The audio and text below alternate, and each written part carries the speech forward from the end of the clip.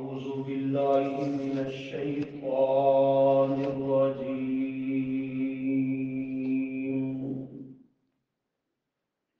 بسم الله الرحمن الرحيم.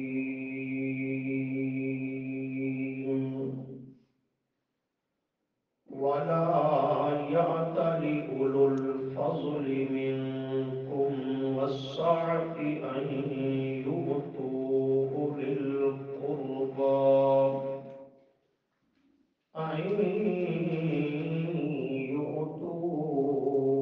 القربى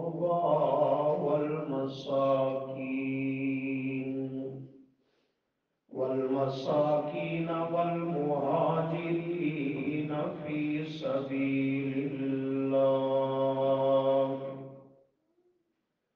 وليعفوا وليصفحوا. ألا تحبون أن يغفر الله لكم والله غفور رحيم. صدق الله العظيم. اللهم صل على محمد وعلى آل محمد كما صليت على إبراهيم وعلى آل إبراهيم إنك حميد مجيد. اللهم بارك على محمد وعلى آل محمد كما باركت على إبراهيم وعلى آل إبراهيم إنك حميد مجيد. أستغفر الله لا حول ولا قوة إلا بالله.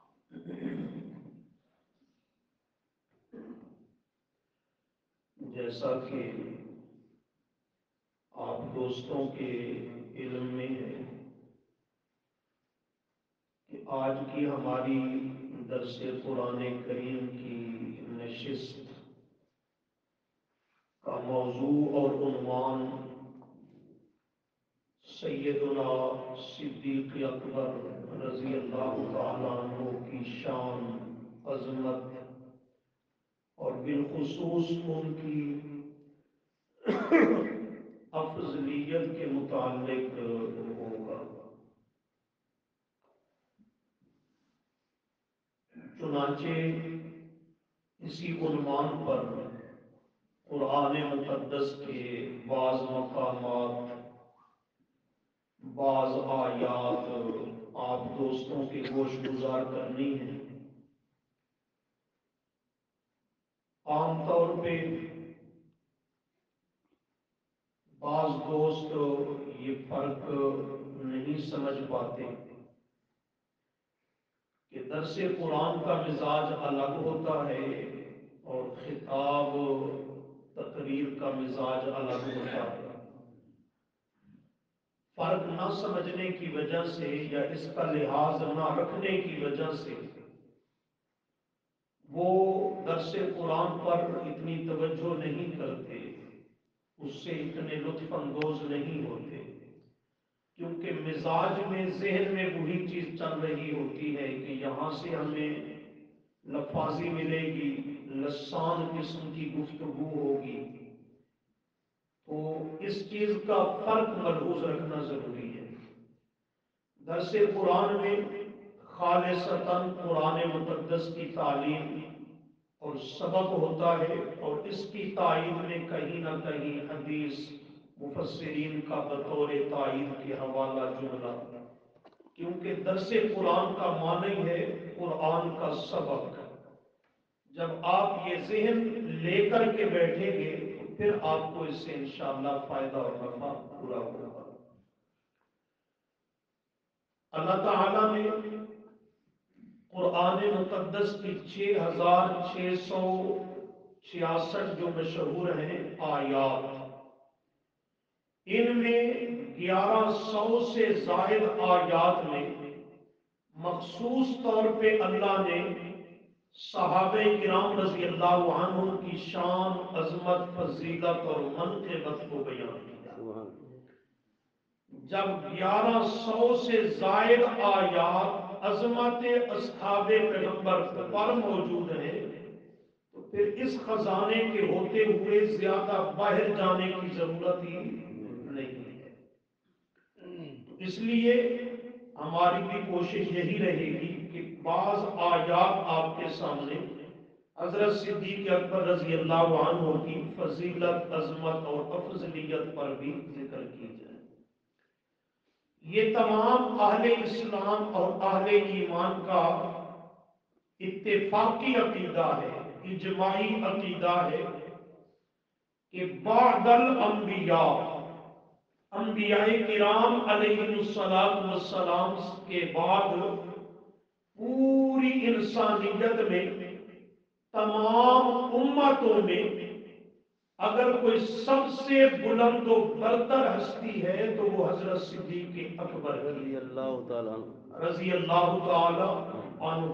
اگر آپ نے غور کیا تو میں نے ابتداءً ہی بہت واضح جملہ ذکر کر دیا کہ اس عقیدہ پر تمام اہل ایمان اور اسلام کا اتفاق ہے، اور جس کا اس سے اتفاق نہیں تو سمجھے کہ وہ اہل اسلام میں سے قطعاً نہیں ہے، کہ انبیاء و رسول علیہ السلام کے بعد تمام انسانیت میں، جمیع مخلوقات میں، تمام امتوں میں سب سے افضل، برتر، بالا قدر ہستی وہ حضرت صدیق اکبر رضی اللہ تعالی عنہ کی ہے، یعنی افضل الناس بعد الانبیاء، افضل الخلق بعد الانبیاء، اشرف الناس، اشرف الخلق بعد الانبیاء۔ اس کا مصداق اس کائنات میں اگر ہستی ہے تو وہ صرف حضرت صدیق اکبر رضی اللہ تعالی عنہ کی ہے۔ یہ جو آیت کریمہ آپ کے سامنے تلاوت کی گئی، 18واں پارہ سورۃ النور کی آیت نمبر 22، اس کا مختصر جملے میں شان نزول سمجھ لیں کہ جب ام المؤمنین سیدہ عائشہ صدیقہ رضی اللہ تعالی عنہا پر منافقین نے الزام اور بہتان عظیم لگایا کہ معاذ اللہ یہ پاک دامن بی بی نہیں ہے، تو ان کا یہ پراپاگنڈا اتنا زور شور پکڑ گیا کہ بعض مسلمان بھی اس میں خاموش ہونا شروع ہو گئے۔ ان میں حضرت صدیق اکبر رضی اللہ عنہ کا بھانجا ہے حضرت مصطح رضی اللہ تعالی عنہ، یہ بھی خاموش ہو گئے۔ خاموشی کا مطلب کہ نہ ادھر کی تائید نہ ادھر کی تائید۔ حضرت صدیق اکبر رضی اللہ تعالی عنہ ان سے اس وجہ پر تھوڑے سے ناراض ہو گئے کہ سچا صحابی ہے، عظیم الشان ایماندار ہے، اسے بڑھ چڑھ کے آنا چاہیے، منافقین پہ رد کرنا چاہیے۔ جب اللہ نے اپنے لطف و کرم سے امی عائشہ رضی اللہ عنہا کی پاک دامنی اور طہارت پر اسی سورۃ النور کی کم و بیش 18 آیات نازل کر دی اور ان میں فیصلہ دے دیا کہ سبحانک ھذا بہتان عظیم، یہ بہتان عظیم ہے، سیدہ عائشہ رضی اللہ عنہا کا دامن بالکل بے داغ اور پاک ہے۔ اور اس پر دوسرا جملہ دیا الخبیثات للخبیثین والخبیثون للخبیثات الطیبات للطیبین والطیبون للطیبات۔ میں اللہ کا قانون اور ضابطہ یہ ہے کہ میں اللہ نے خبیث عورتوں کے لیے خبیث مرد، خبیث مردوں کے لیے خبیث اور گندی ناپاک عورتیں وہ مقرر کر رکھی ہیں، ان کے نصیب اور مقدر میں آتی ہیں، اور اسی طرح پاک دامن عورتیں پاک دامن مردوں کے لیے اور پاک دامن مرد پاک دامنہ بیویوں کے لیے، مومنہ اور پاکیزہ عورتوں کے لیے میں اللہ نے منتخب کر رکھی ہیں۔ جب میرا قانون یہ ہے تو اسی بنیاد پہ یہ بات سمجھ آتی ہے کہ اللہ کے محبوب صلی اللہ علیہ وسلم جب وہ طیبی نہیں اطیب ہے، سب پاکیزوں لوگوں میں سب سے بڑھ کر پاکیزہ ہیں، تو آپ کے حرم میں آنے والی، آپ کے بستر کی زینت بننے والی اور آپ کی رفیق حیات سیدہ عائشہ صدیقہ رضی اللہ عنہا بھی کردار میں، سیرت میں اسی طرح بے داغ، بے باک اور طیب پاک ہے جس طرح خود آمنہ کا لال پاک ہے صلی اللہ علیہ وسلم۔ اور اسی کی ترجمانی کرتے ہوئے میرے محبوب نے بھی فرمایا ما زنت امرات نبی قط، کہ اللہ کے نبی کی پہلے انبیاء علیہ السلام ہوں یا میں اللہ کا نبی ہوں، تو اللہ کے کسی نبی کی گھر والی بھی وہ کردار میں اسی طرح بے داغ اور پاک ہوتی ہے جس طرح اللہ کا نبی پاک ہوتا ہے۔ کسی نبی کی گھر والی کی عزت داغدار کبھی نہیں ہو سکتی۔ جب یہ آیتیں نازل ہو گئی تو حضرت صدیق اکبر رضی اللہ عنہ کو وہ بھانجے کی خاموشی آ گئی۔ یہ بڑا بیچارہ غریب تھا، مفلس قسم کا آدمی تھا، حضرت مصطح تھا سچا صحابی۔ حضرت صدیق اکبر رضی اللہ عنہ اس کا خرچہ اٹھایا کرتے تھے، اس کے اخراجات، اس کی کفالت کرتے تھے۔ جب یہ آیتیں نازل ہو گئی اور معاملہ واضح ہو گیا تو حضرت صدیق اکبر رضی اللہ عنہ کو بشری تقاضے کے مطابق وہ غصہ آیا اور انہوں نے اعلان کر دیا، واضح کہہ دیا کہ آج کے بعد میرا مصطح سے کوئی تعلق نہیں اور نہ ہی خرچہ دوں گا۔ حضرت مصطح پریشان ہو گئے، خرچہ تو چلو جو رب چاہے گا سو ہوگا، لیکن حضرت صدیق اکبر مامو جان ناراض ہو گئے۔ اب کیا بنے گا؟ اب یہ بھی ایک مستقل موضوع ہے۔ جب بھی صحابی دین کے معاملہ میں یا دنیا کے معاملہ میں زمین پہ پریشان ہوا تو اللہ نے اسے زیادہ دیر پریشان رہنے نہیں دیا۔ وہی نازل کر کے، قرآن کو نازل کر کے اللہ نے صحابی کے غم اور دکھ کو دور کر دیا۔ سبحان اللہ۔ اس پر متعدد آیات ہیں، بہت سارے قرآنی واقعات ہیں، ان میں سے ایک یہ بھی ہے۔ حضرت مصطح پریشان ہوئے، اللہ نے یہ آیت نازل کر دی، ان کی پریشانی کا ازالہ و تدارک کر دیا۔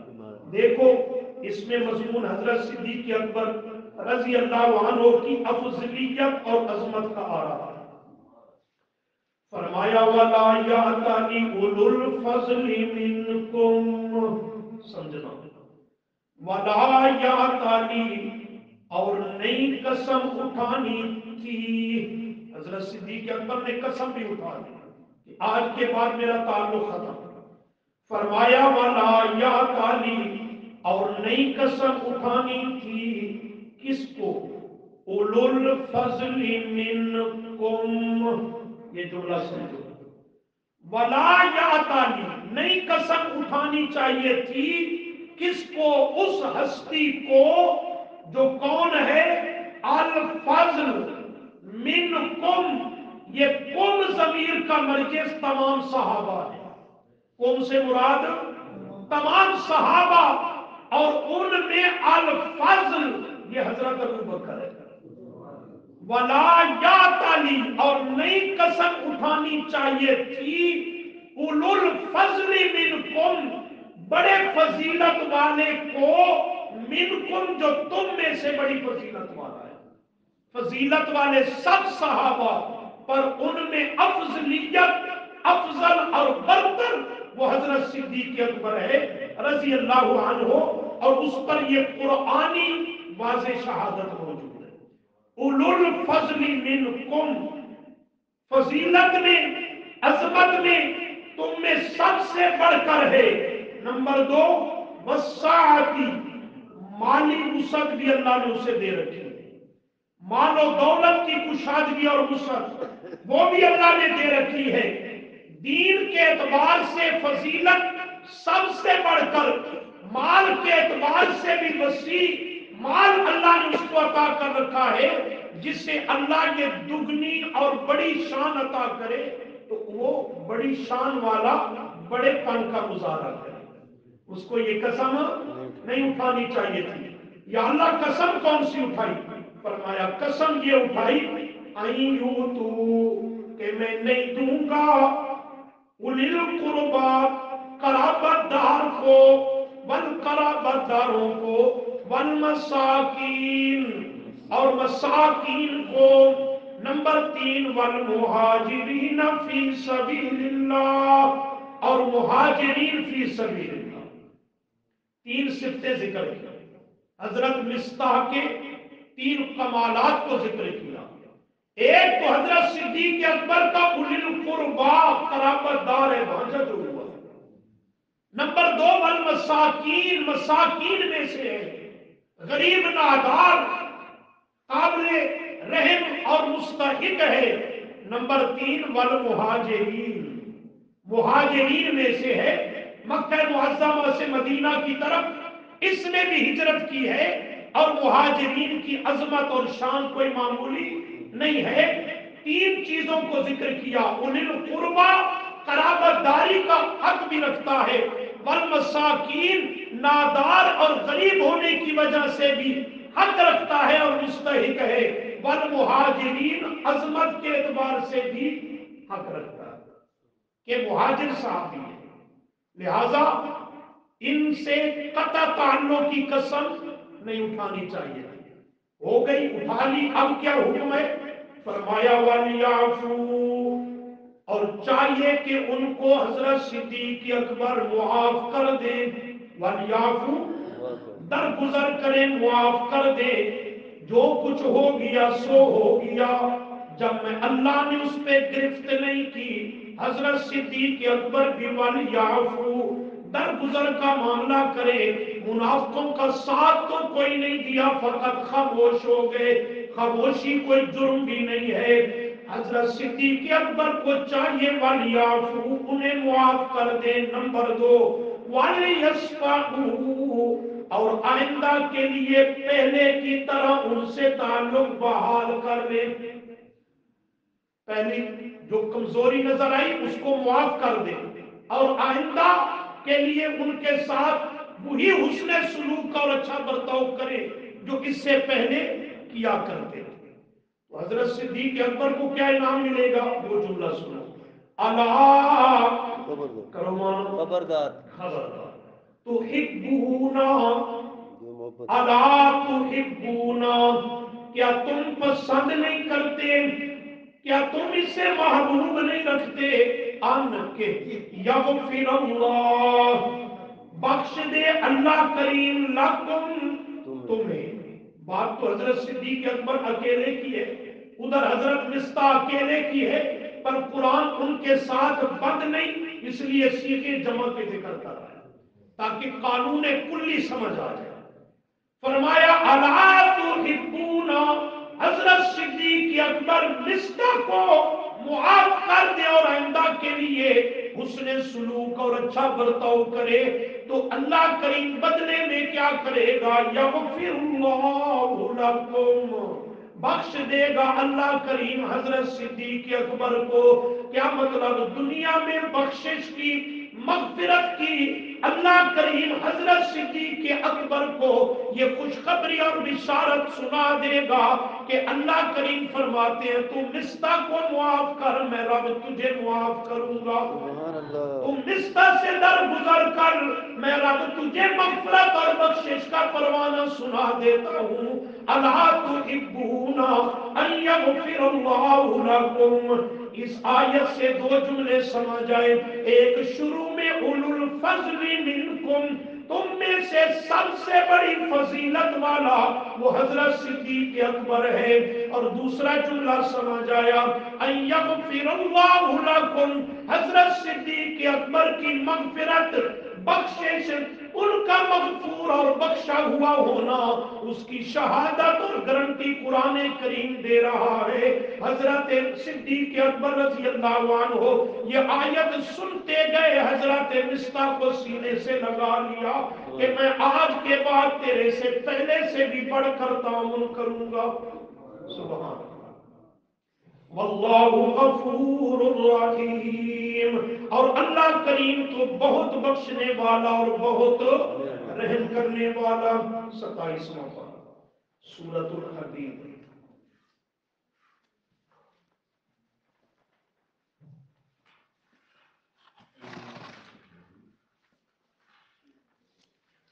सफा 859, 859।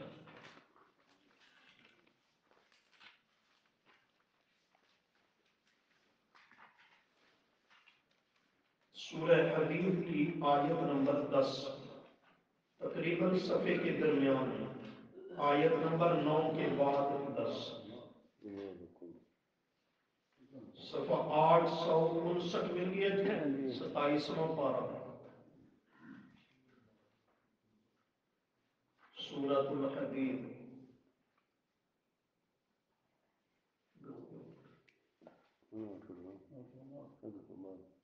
859। वमा लकुम अल्ला तुनफिकू फी सबीलिल्लाह,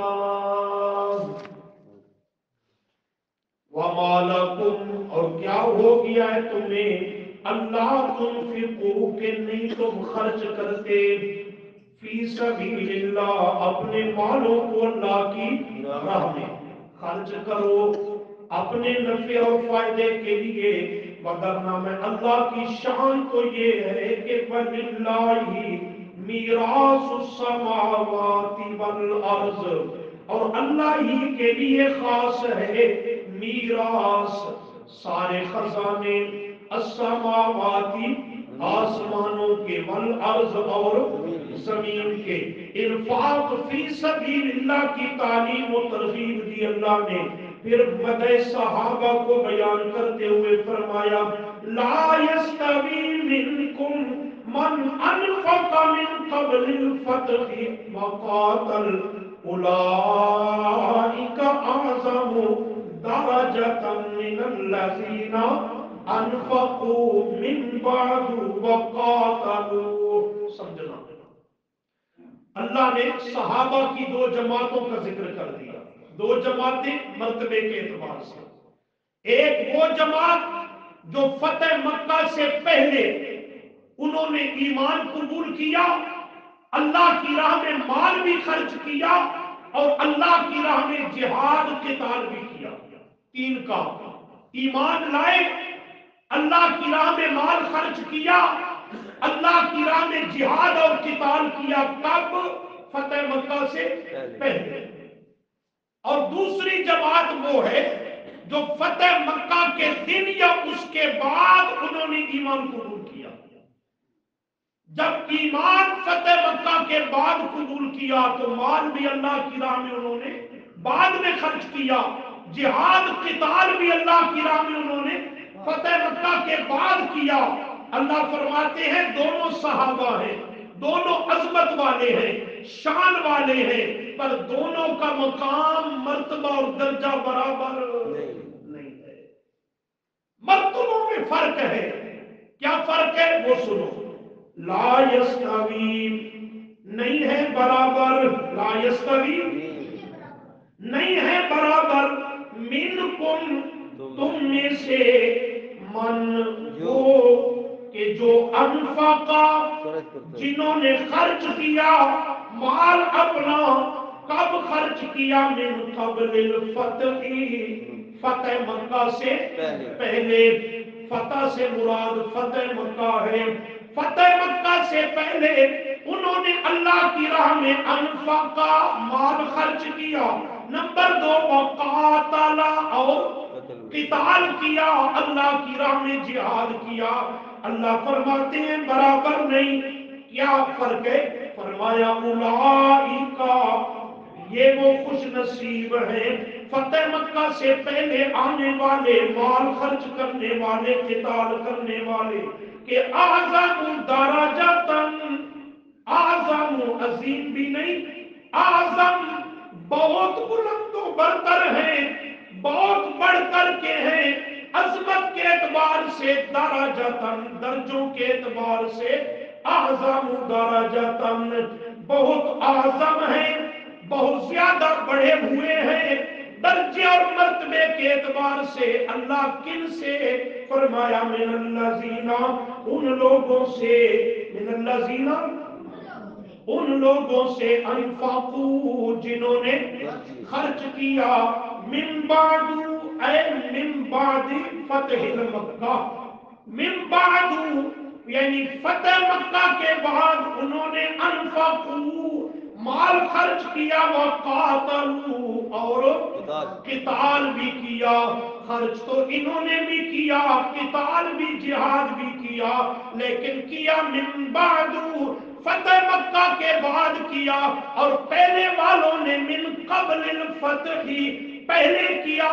تو جو پہلے آئے اللہ فرماتے ہیں اعظم درجاتن، ان کے درجوں کو، مرتبوں کو بعد والے وہ پہنچ سکتے نہیں ہیں۔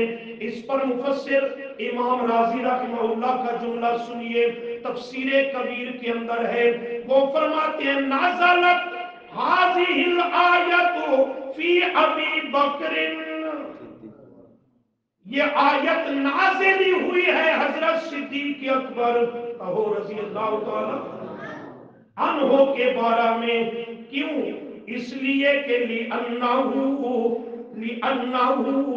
اس لیے کہ کانا اول من انفق المال علی رسول اللہ فی سبیل اللہ، کہ پہلے والوں میں سے بھی، فتح مکہ سے پہلے کئی لوگ ہیں نا، ایک تو نہیں، پر پہلے والوں میں سے بھی جس نے اول ایمان قبول کیا، اول اللہ کی راہ میں نبی علیہ السلام کی خدمت میں مال پیش اور خرچ کیا، اول جس نے قتال کیا وہ حضرت صدیق اکبر ہے۔ وہ کون ہے؟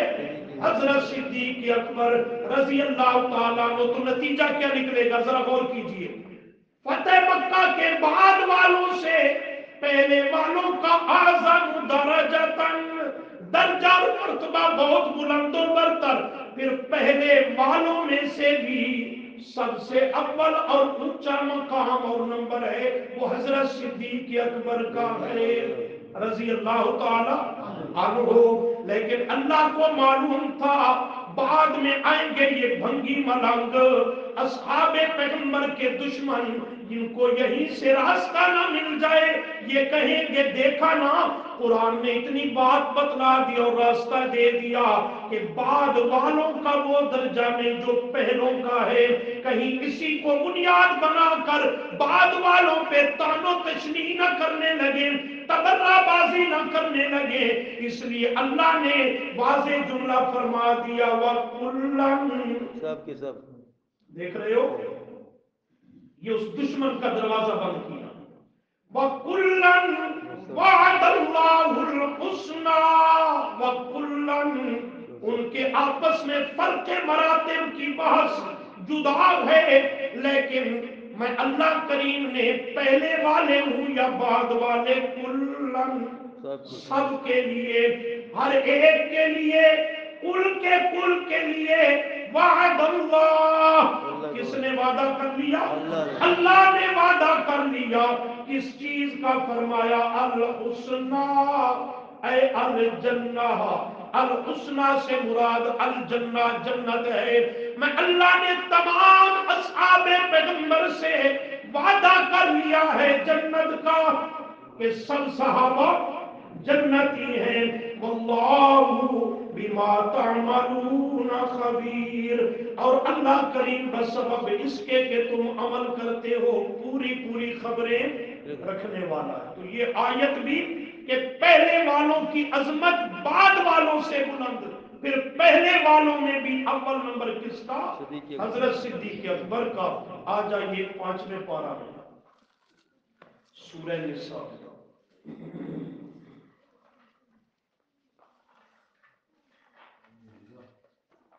صفحہ 139 139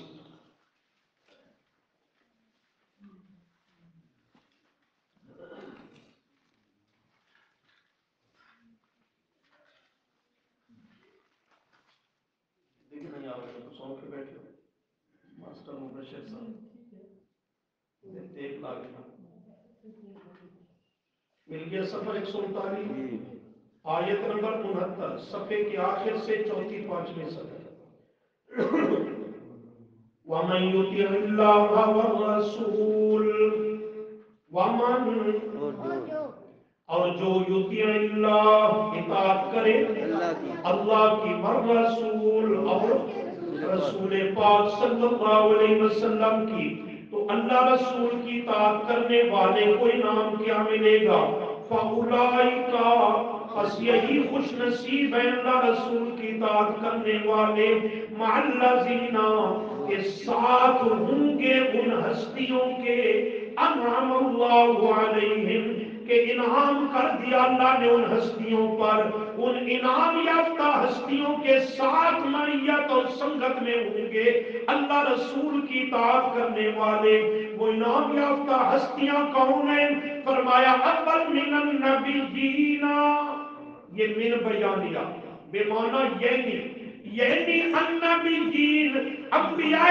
کرام علیہم السلام نمبر 2 والصدیقین اور بولو صدیقین نمبر 3 والشہداء اور شہداء اللہ کی راہ میں جان قربان کر دینے والے نمبر 4 والصالحین بزرگان دین اولیاء امت موحدین ان کی سنگت اور رفاقت نصیب ہوگی اللہ فرماتے ہیں وَحَسُنَا کیا ہی خوبصورت ہے اولئک ان ہستیوں کی رفیقاً رفاقت اور دوستی کیا ہی خوبصورت ہے ذَلِكَ الْفَضْلُ مِنَ اللَّهِ جسے یہ نصیب ہو جائے در حقیقت اسے یہ اللہ کی طرف سے فضل حاصل اور نصیب ہو گیا وَقَفَى بِاللَّهِ عَلِيمًا کون اللہ رسول کی اطاعت کرتا ہے کون نہیں کرتا کس کو ان کی رفاقت سنگت نصیب ہوگی کس کو نہیں ہوگی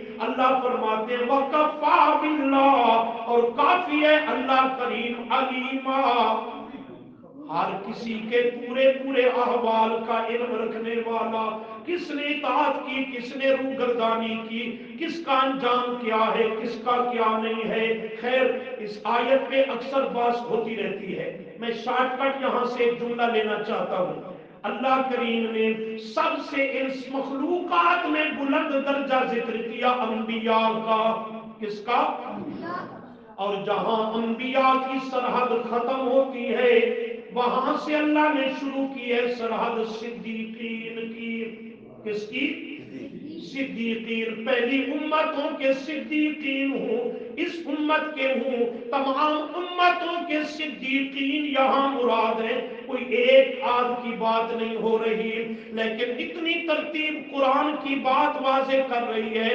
جہاں نبوت کی سرحد ختم ہوتی ہے وہاں سے صدیقیت کی سرحد شروع ہو جاتی ہے شہداء بھی بعد میں ہیں صالحین بھی بعد میں ہیں صدیق اکبر اور اللہ کے نبی کے گھروں کے دیواریں آپس میں ملتی اور جڑتی ہیں ان کی سرحدیں ایک دوسرے سے ملتی ہیں خیر یہ تمام امتوں کے صدیقین کا تذکرہ کیا کہ انبیاء کے بعد مرتبہ بلا فصل اور متصل ہے تو صدیق کا کس کا ہے اب آئیے اس امت کے صدیقین پھر اسی صورت حدید میں 27واں پارہ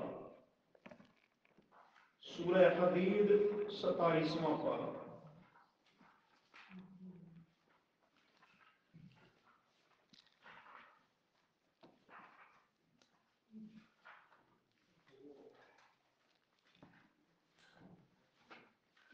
صفحہ ہے 861 861 سورہ حدید آیت نمبر 19 صفحے کی آخری 2 سطریں مل گیا جی؟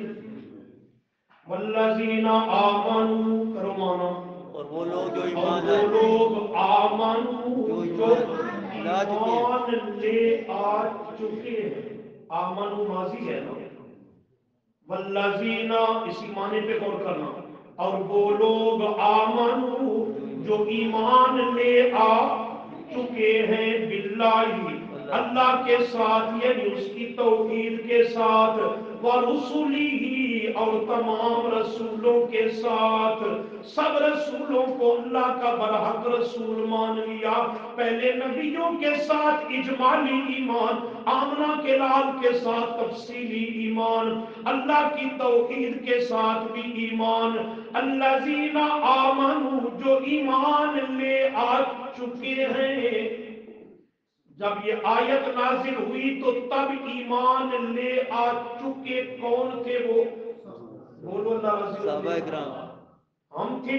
نہیں، جب یہ آیت نازل ہوئی تب اللہ رسولوں پر ایمان جو لے آ چکے تھے وہ کون تھے؟ صحابہ اکرام، وہ کون تھے؟ صحابہ اکرام، صحابہ کرام رضی اللہ عنہم تھے۔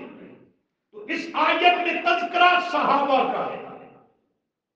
اللہ ان کا تذکرہ کرتے ہوئے فرماتے ہیں اولئک ہم الصدیقون، یہ جملہ اولئک یہی وہ خوش نصیب لوگ ہیں کہ ہم الصدیقون، اکیلا ابو بکر نہیں، الصدیقون وہ سب کے سب کیا ہیں؟ نبی کے سب صحابہ کیا ہیں؟ صدیق۔ حضرت صدیق اکبر تو اکبر ہے، حضرت عمر بھی صدیق ہے، حضرت عثمان بھی صدیق ہے، حضرت علی بھی میرے نبی کا صدیق ہے، حضرت حسن و حسین بھی صدیق، حضرت طلحہ و زبیر بھی صدیق، ابو عبیدہ بن جراح سعد بن ابی وقاص بھی صدیق، حضرت ابو سفیان بھی صدیق، حضرت امیر معاویہ بھی صدیق، حضرت ابو ہریرہ بھی صدیق، حضرت ابو موسیٰ اشعری بھی صدیق، عمر بن عاص بھی صدیق۔ اولئک هم الصدیقون، تمام صحابہ جو ایمان لے آ چکے ہیں ان سب کی گارنٹی دیتے ہوئے فرمایا وہ سب کے سب اللہ کے نبی کے صدیق ہیں۔ وہ کیا ہیں؟ یہاں پھر دیکھو وَالشُّهَدَاءُ عِندَ رَبِّهِمْ، وَالشُّهَدَاء دیکھ رہے ہو فرق نہ اٹھو، یہاں پہ پڑھا ہے وَالشُّهَدَاء اور شہداء۔ غور کیا آپ نے؟ وہ جو آیت ابھی سورہ نساء کی دیکھ کر کے آ رہے ہو، وہاں من النبیین والصدیقین پڑھو نا، والشہداء صدیقین کے بعد شہداء کو ذکر کیا، اور یہاں بھی اولئک هم الصدیقون والشہداء، شہداء کی عظمت برحق پر صدیقین کے بعد، پر صدیقین کے حضرت عمر بھی شہید، حضرت عثمان بھی شہید، حضرت علی بھی شہید، یہ والشہداء کے افراد ہیں۔ اور ان سے پہلے حضرت صدیق اکبر وہ تبھی موت دنیا سے موت پا کے رخصت ہوئے، وہ شہید نہیں ہوئے، وہ والصدیقین والصدیقون میں کھڑے ہیں۔ اور یہ تینوں خلفاء حضرت صدیق اکبر کے بعد کے والشہداء میں کھڑے ہیں۔ قرآن کی ترتیب یہ بدلا رہی ہے، حضرت عمر کی شہادت بھی عظمت والی، حضرت عثمان کی مظلومانہ شہادت بھی عظمت والی، حضرت علی کی شہادت بھی عظمت والی، ان کا مقام مرتبہ بھی برحق اور عظمت والا، یہ تو رہے اپنے مقام پر۔ یہ ادھر سید الشہداء بھی کھڑا ہے، میرے نبی کا چچا سیدنا امیر حمزہ رضی اللہ تعالیٰ عنہ، جسے سید الشہداء کا لقب میرے آقا نے دیا۔ بدری صحابہ جو بدر میں شہید ہوئے، غزوہ احد میں 70 صحابہ کرام شہید ہوئے، سب شہید، ان کا شان مقام شہادت برحق لیکن صدیق کا نمبر شہداء سے بلند و برتر، اولئک هم الصدیقون والشہداء عند ربهم، 24ویں پارے کی ابتدا، سورہ زمر، صفحہ 737، 737، سورہ زمر آیت نمبر 33،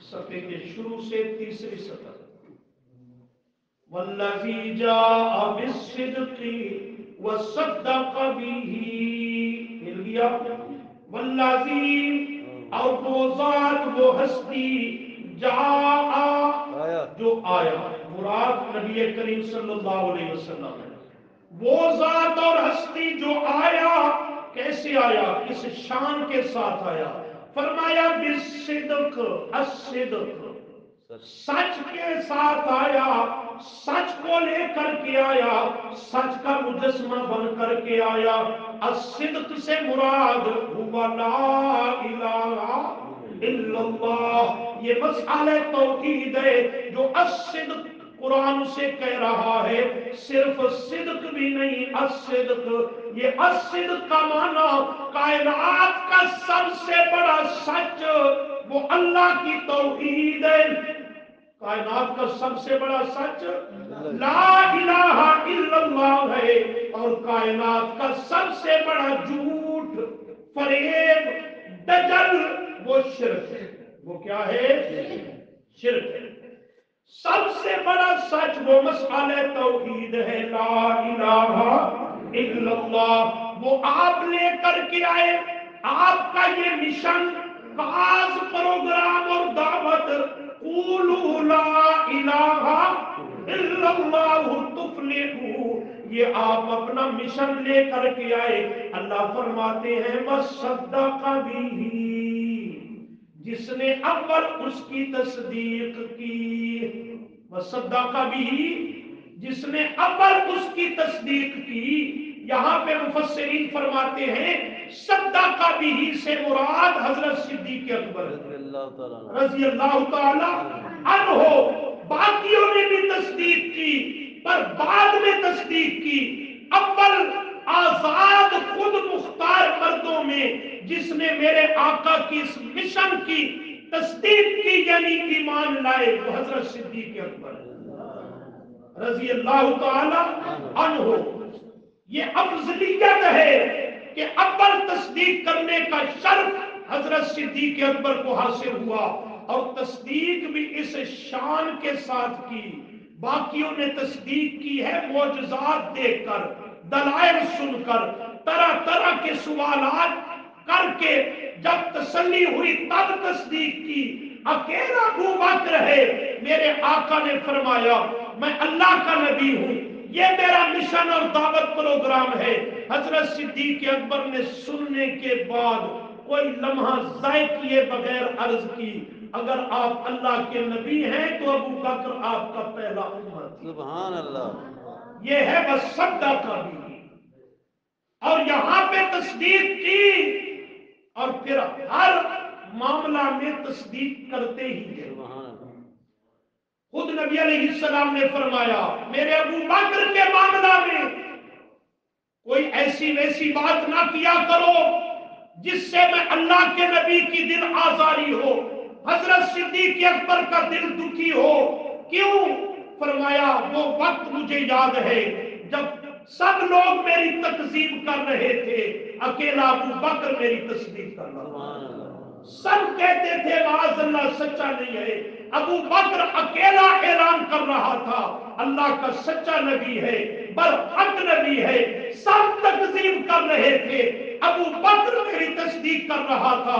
اور پھر سنیے گا جب نبی کریم صلی اللہ علیہ وسلم معراج کے موقع پہ تشریف لے گئے، حدیث میں آتا ہے المعجم الاوسط میں امام طبرانی نے اس کو ذکر کیا اور نقل کیا، نبی علیہ السلام نے معراج کی رات، جبرائیل رفیق سفر ہے، جبرائیل سے چلتے ہوئے فرمایا اللہ نے عظیم الشان معراج کا معجزہ عطا کر دیا، اللہ نے بڑا فضل کر دیا، لیکن معجزہ بڑا انوکھا، اوپرا اور نرالا ہے۔ مجھے خطرہ اس بات کا ہے کہ ان قومی لا یصدقونی، میری قوم اس کی تصدیق نہیں کرے گی۔ وہ کہیں گے یہ تو عقل میں سمجھ میں نہ آنے والی بات ہے، کیسے مان لیں؟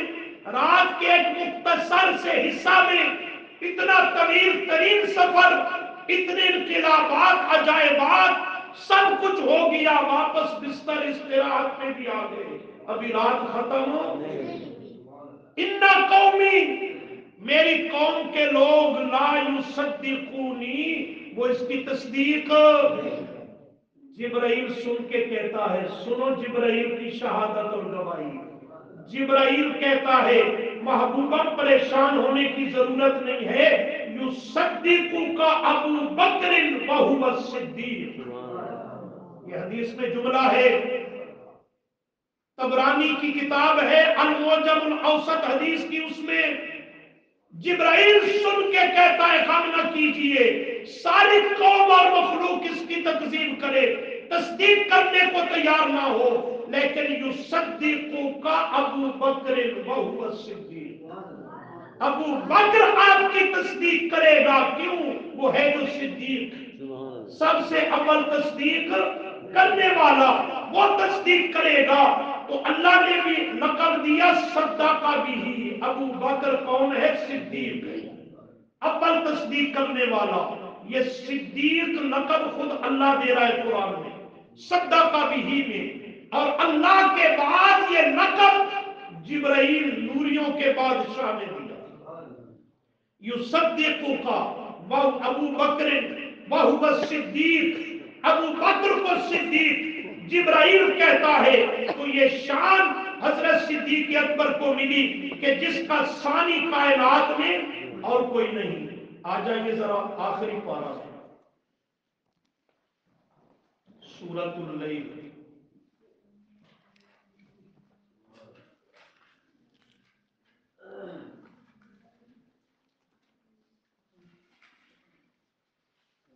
صفحہ ہے 949،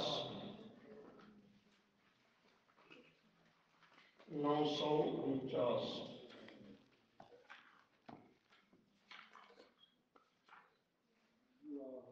مل گیا جی؟ سورۃ اللیل کی آیت نمبر 16 کے بعد 17۔ وَسَيُجَنَّبُهَا الْأَتْقَى، مل گیا؟ الَّذِي يُؤْتِي مَالَهُ يَتَزَكَّىٰ۔ یہ آیتیں تمام مفسرین کا اتفاق ہے کہ حضرت صدیق اکبر رضی اللہ عنہ کی شان اور عظمت میں نازل ہوئی، اور اس وقت نازل ہوئی کہ 7 مسلمان صحابہ غلام، وہ کون تھے؟ غلام تھے، اسلام قبول کیا ان غلاموں نے، لیکن تھے کافروں کی غلامی میں، ان کے زر خرید غلام تھے۔ 7 ایسے غلاموں کو جو ایمان قبول کر کے صحابی بن چکے تھے، حضرت صدیق اکبر نے ان کی قیمت ان کے مالکوں کو ادا کر کے ان 7 غلاموں کو آزاد کیا۔ سبحان اللہ۔ ان میں سر فہرست حضرت بلال ہے رضی اللہ تعالی عنہ۔ جب حضرت بلال کی قیمت دے کر کے اس کے مالک کو حضرت صدیق اکبر نے آزاد کرایا نا، حضرت عمر مسکرانے لگے اور مسکرا کے فرمانے لگے آتا کا سیدنا سیدنا، آتا کا سیدنا سیدنا، آتا کا سیدنا سیدنا۔ یہ لفظ بھی ذہن میں بٹھا لو، کیا مانا؟ ہمارے سردار ابو بکر نے ہمارا سردار بلال آتا کا آزاد کرا دیا، ہمارے سردار ابو بکر نے ہمارا سردار بلال آزاد کرا دیا۔ سید حضرت بلال کو بھی کہا کہ نہیں کہا؟ حضرت بلال کو کہا، اس لیے خیال کیا کریں تو 7 غلاموں کو آزاد کیا. اللہ نے یہ آیتیں حضرت صدیق اکبر کی عظمت میں نازل کر دی اور افضلیت میں فرمایا وَسَيُجَنَّبُهَا الْأَتْقَى، اور ان قریب یعنی کل قیامت کے دن دور رکھا جائے گا، محفوظ رکھا جائے گا جہنم سے. کون؟ الاتقا، اس امت کا اتقا، سب سے بڑا تقوی والا. الاتقا اس میں تفضیل ہے.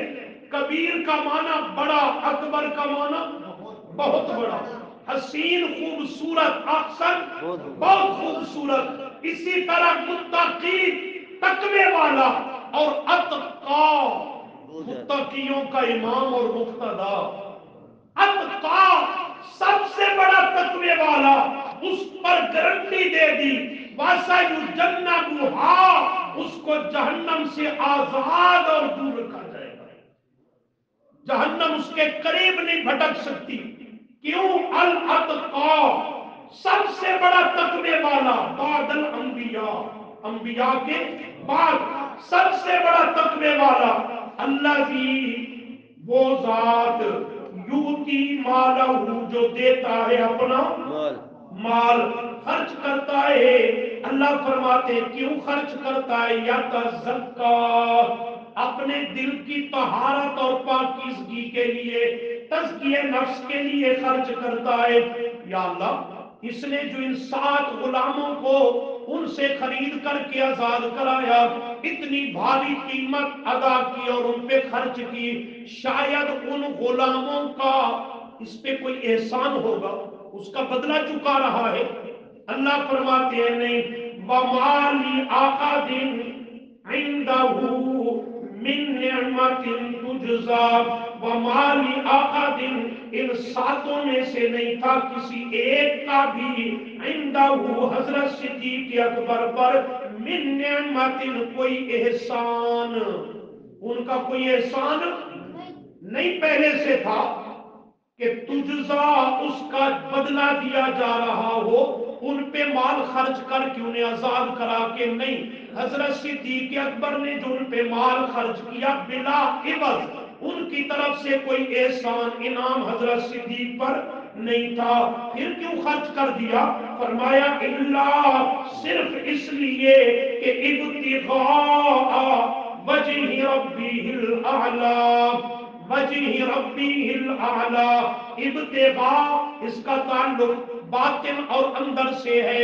اللہ فرماتے ہیں اس نے مال اس لیے خرچ کیا، ابتغاء کے وہ تلاش کرتا ہے، چاہتا ہے، اس کے اندر اور باطن کی طلب اور تمنا یہ ہے کون سی؟ وجہی، رضا. وجہ کا معنی رضا. کس کی رضا چاہتا ہے؟ ربی الاعلی، اپنے عالی شان رب کی رضا چاہتا ہے. عالی شان رب کی رضا چاہتا ہے. اس میں حضرت صدیق اکبر کی اخلاص کو بیان کر دیا، نیت کی پاکیزگی کو بیان کر دیا.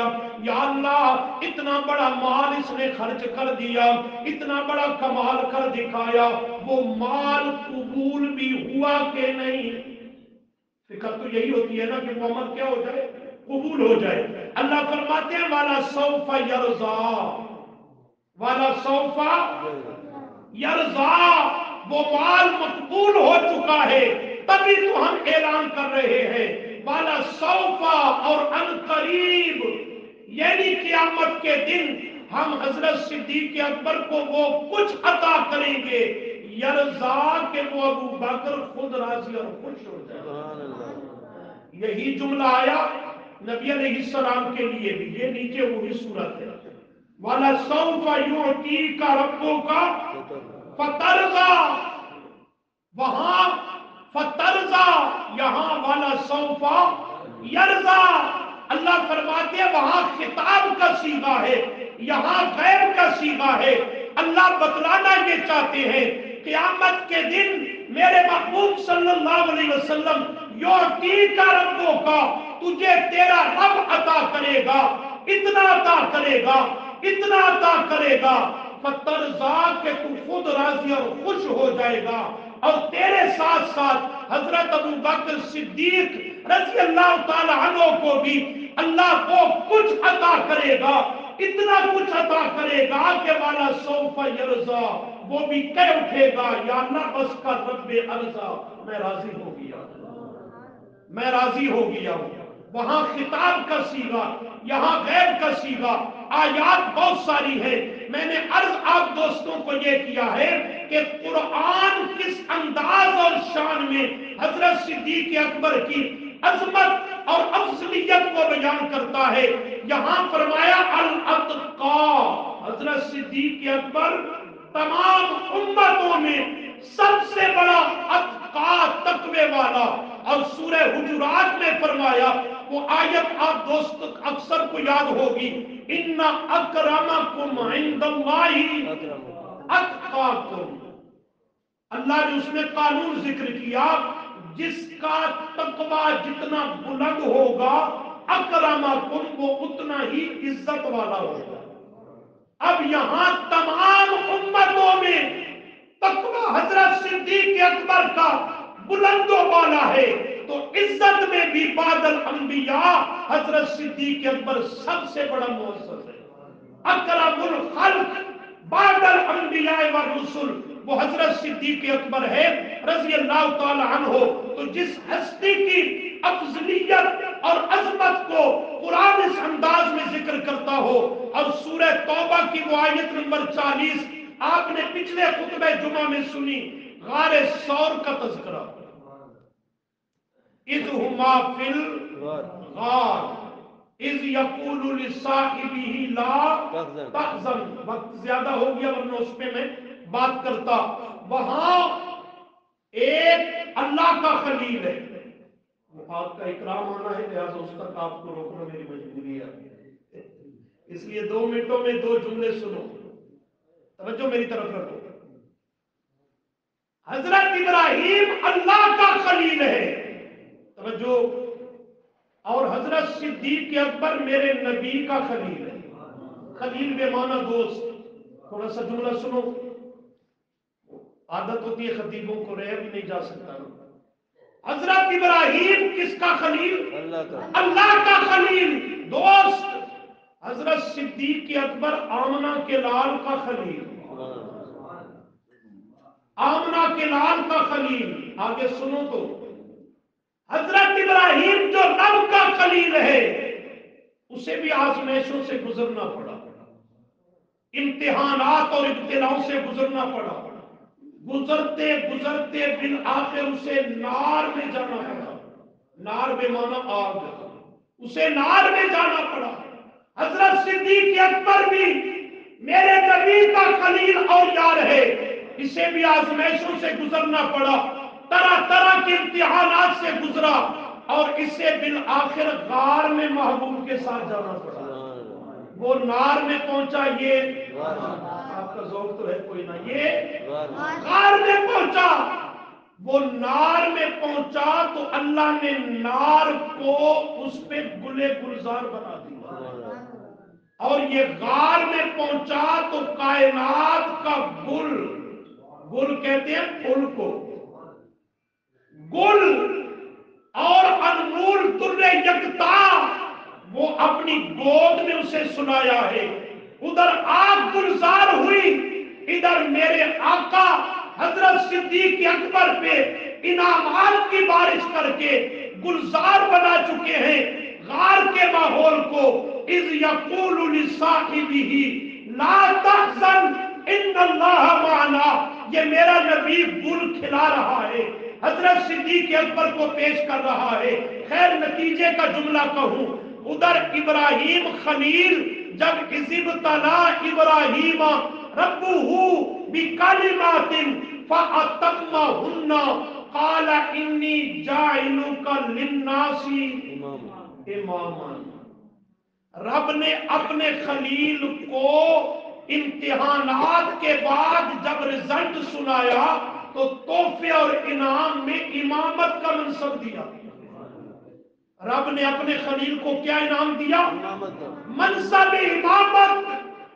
اور ادھر میرے نبی نے اپنے خلیل کو ادھر کون سا منصب دیا؟ پہنچ گیا، میں وضاحت نہیں کرنا چاہتا. مرو ابا بکر فلیصلی بالناس، ادھر بھی منصب کون سا دیا؟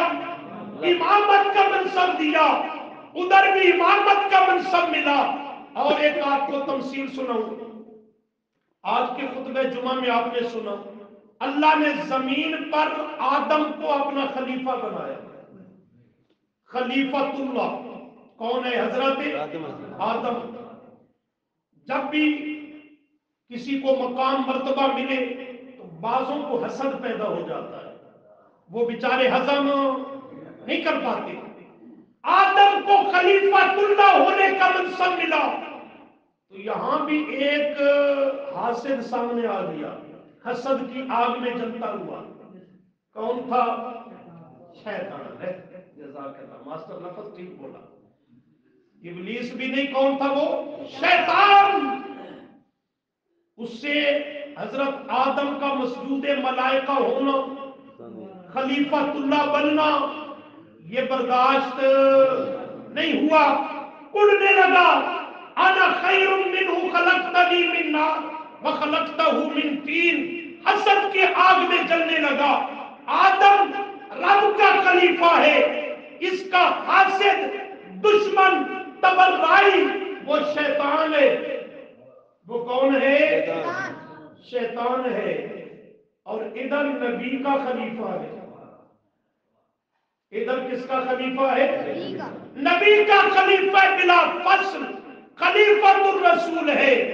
اس کا جو دشمن مد مقابل آیا، حسد کی آگ میں جلنے لگا، آج تک چل رہا ہے. اس کا بھی نام شین سے ہی شروع ہوتا ہے. ادھر بھی شین تھے، ادھر بھی. وہ خلیفۃ اللہ آدم خلیفہ کا دشمن، یہ نبی کے خلیفۃ الرسول صدیق اکبر کی خلافت اور ان کے خلیفہ برحق ہونے کا منکر اور دشمن. انجام جو اس کا ہے وہی اس کا ہے. انجام جو اس دشمن کا ہے وہی انجام اس دشمن کا بھی ہے. وہ بھی قیامت تک کے لیے انا کا رجیم، ایسے نہیں کہہ رہا، دلیل سے کہہ رہا ہوں. رجیم کس کو کہتے ہیں؟ شیطان کو نہیں، رجیم کا معنی سمجھ رکھو. جس کو ہمیشہ رجم کیا جاتا رہے، کدائیں جتیاں اندے سال چھٹن لیتے ہٹے نہیں، ہمیشہ مار کھانے والا. کیا خیال ہے؟ اسی دن سے آج تک سب اس پہ لعنت نہیں کر رہے شیطان پہ؟ یہی رجیم ہوتا ہے. ہمیشہ جسے رجم کیا جاتا رہے، قولن فعلن، اور صرف زبان سے نہیں، فعلن بھی. کہاں وہ حج کے موقع پہ حاجی جا کے کنکریاں نہیں مارتے؟ یہی تو رجم ہے نا. وہ جمرات کو 3 دن پورا سروزہ لگاتے اس ملعون کو کنکریاں مارنے میں. تو یہ ہے رجیم. کیوں یہ سزا ملی؟ اللہ کے مقرر کردہ خلیفہ کی خلافت کا منکر اور دشمن ہے. اور جو میرے نبی کے مقرر کردہ خلیفے کی خلافت کا دشمن ہے نا، اللہ نے سزا تو اس پہ بھی دائمی رکھی لیکن انداز بدل دیا. ادھر دوسرے شیطان پہ لعن طعن کرتے ہیں، رجیم بنتا ہے. دوسرے مسلمان حجاج کرام اس پہ کنکریاں مارتے ہیں، پتھر مارتے ہیں، لیکن اس کو فرمایا خود ہی مار، اپنے آپ کو مار. کیوں؟ دوسرا کسی کو مار رہا ہونا تو دیکھنے والے کو کبھی ترس آ جاتا ہے، وہ کہتا ہے یار اب تو بس کر دے، وہ تو نہیں. ایسے ہی ہوتا ہے. اور جو اپنے آپ کو مار رہا ہو اس پہ کسی کو ترس نہیں آتا. کیوں نہیں آتا؟ وہ سمجھتا ہے اس کا اوپر والی منظر وہ ٹھکانے پہ نہیں ہے، باولا ہو چکا ہے، ہلکا ہو چکا ہے، اپنے آپ کو کاٹتا چلا جا رہا ہے، تو اس پہ کوئی ترس کھانے والا نہیں ہوا کرتا. سزا اس کی بھی دائمی ہے، سزا اس کی بھی دائمی ہے، پر جرم کے اعتبار سے سزا کی کیفیت میں فرق رکھ دیا. تو عرض یہ کیا ہے کہ خلیفہ بلا فصل اور افضلیت، شان اور عظمت میں انبیاء اور رسول کے بعد سب سے اول نمبر اور مرتبہ ہے تو حضرت صدیق اکبر کا ہے رضی اللہ تعالیٰ عنہ.